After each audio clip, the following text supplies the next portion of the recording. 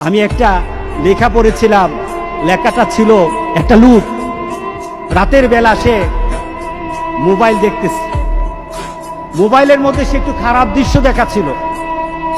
এমন সময় মেয়ে গিয়ে ঘরে ঢুকলো, মেয়ে ঘরে ঢুকে দেখলো বাবা তার মোবাইলের মধ্যে খারাপ দৃশ্য দেখে। আছে কিনা এমন ছেলেরা, এমন আছে কিনা বলেন? এগুলির কারণেই তো জানা, এগুলির কারণেই তো জানা। দৃশ্য দেখছে, মেয়ে দেখে ফেললো। মেয়ে তখন বাবাকে বলল, বাবা তোমার লজ্জা লাগলো না? লজ্জা করে না? একটা শব্দ বলেছে, লজ্জা করে না বাবা, লজ্জা করে না বাবা। মেয়েটা ঘরে চলে গেল। সেই বাবা যন্ত্রণায় ভুগতে আরম্ভ করলো, আরে আমার মেয়ে দেখে ফেললো, আমার মেয়ে কি কথাটা বলেছে, লজ্জা করে না বাবা। মেয়েটা সহ্য করতে পারলো না, সে লোকটা অফিসে চলে গেল। অফিস করতেছে কিন্তু আর ভালো লাগে না। মেয়েটা কি বলেছে, লজ্জা লাগে না বাবা। কিন্তু মেয়েটার যন্ত্রণায় সে হার্ট ফিল করলো, বাবার এই অবস্থা দেখে হার্ট ফিল করলো। মেয়েটা এরপরে মারা গেল। বাবা যখন বাড়িতে ফিরে আসলো, মেয়েটা বাবার মাথাটা নোয়া, লজ্জিত একটা মুখ।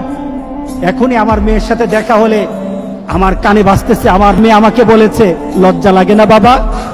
আমি কিভাবে আমার মেয়ের সামনে যাব, আমি কিভাবে আমার মেয়ের সামনে যাব? এই চিন্তা যখন করতেছে, এমন সময় দরজা খোলার সাথে সাথে একটা চিৎকার শুনলো।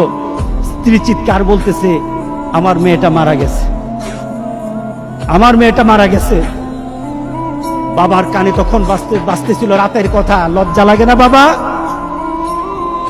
তার দাফন হলো, তার জানাজার ব্যবস্থা হলো। দাফন করার সময় মেয়েটাকে যখন কবরের মধ্যে দাফন করে দেয়, কবরের মধ্যে রাখা অবস্থায় বাবা একটা চিৎকার করার কথা ছিল।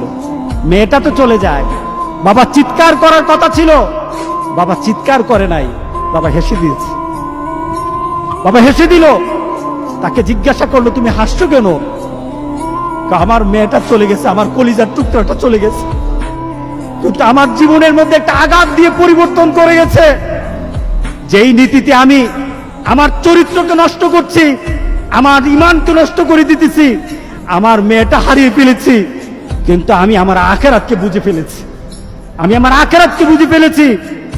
আজকে সমাজের যারা প্রিভেন্টিভ করছেন না, আপনি চিন্তা করছেন আপনার মেয়েটা কিন্তু একদিন আপনার জন্য বিপদ হয়ে যাবে, আপনার জন্য বিপদ হয়ে যাবে। এই মেয়েটা যদি চরিত্রবান হয়, তাহলে আপনার জন্য এটা কাল হাসুরের দিন আপনার জন্য অনেক কিছু পাওয়া হবে। আর এই মেয়েটা যদি চরিত্রহীন হয়, তাহলে মনে রেখে দিয়েন, আপনার মেয়ে কিন্তু আপনাকে ছাড়বে না, আপনার মেয়ে আপনাকে ছাড়বে না। সুতরাং আমরা যদি হতে চাই ভালো একটা বাবা হবো, রাজি আছে সবাই? এই দুশ্চরিত্র স্বভাব যার মধ্যে আছে, যেই বাবার মধ্যে দুশ্চরিত্র স্বভাব আছে, এই কারণেই মেয়েগুলি খারাপ হয়, ছেলেগুলি খারাপ হয়। বাবা নামাজ নাই,